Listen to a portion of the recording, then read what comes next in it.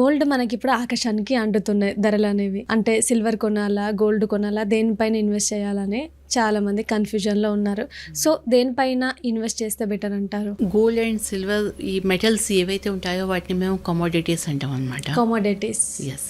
Okay. So gold కావాలి ప్రతి ఒక్కరికి, ఎందుకంటే అది ఉమెన్కి ప్రైడ్ అనేసి అంటాము.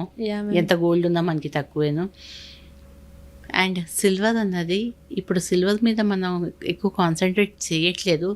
బట్ అప్కమింగ్ డేస్లో ఇప్పుడు 1 కేజీ సిల్వర్ కొనాలి అంటే ఈరోజు మనం కొనుక్కోగలుస్తాము.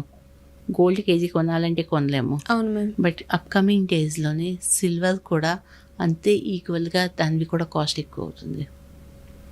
సో ఇన్వెస్ట్మెంట్ పర్పస్ మీద ఏదైనా అనుకుంటున్నారంటే గోల్డ్ అండ్ సిల్వర్ రెండు కూడా చాలా మంచిది. కానీ ఇన్వెస్ట్మెంట్ కోసం అడుగుతున్నారు కాబట్టి కంపల్సరీగా చెయ్యాలి. అండ్ ఎక్కువ మనీ పెట్టుకొని, మళ్ళీ చెప్పిన మ్యూచువల్ ఫండ్స్లోని దేర్ ఆర్ సమ్ ఫండ్స్, అవి ఎక్స్క్లూజివ్గా గోల్డ్ అండ్ సిల్వర్లోని ఇన్వెస్ట్ చేస్తారు.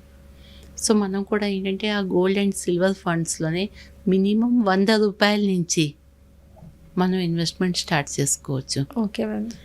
మంత్లీ మనం ₹100 చేయాలన్నా, ₹1000 చేసుకోవాలన్నా, 5000 ఉన్నప్పుడు చేసుకొని అవి మొత్తం ఇన్వెస్ట్మెంట్ చేసుకొని మనకి ఏ రోజైతే మనం కొనుక్కోవాలనేసి అనుకుంటున్నామో ఓకే మనం అప్పుడు రిడెంప్షన్ చేసుకొని ఆ మనీని తీసుకొని మనకి కావాల్సిన షాప్లోకి వెళ్ళి కొనుక్కోవచ్చు.